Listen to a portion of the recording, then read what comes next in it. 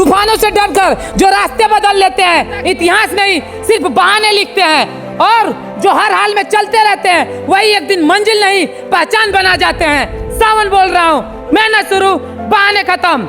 नमस्कार दोस्तों, कल से हमने एक और विकल्प के रूप में मैदान तैयार कर रहे हैं, क्योंकि हम चाहते हैं कि बारिश आए, मुश्किलें आए, लेकिन हमारी मुहिम कभी न रुके।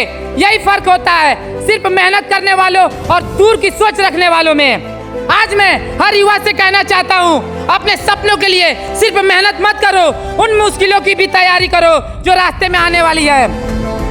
याद रखिए, जो युवा पहले से तैयारी करता है उसी के सपने एक दिन हकीकत में बदलते हैं। हमारा संकल्प वही है, हर घर रहे स्वस्थ, हर चेहरा रहे मुस्कुराता।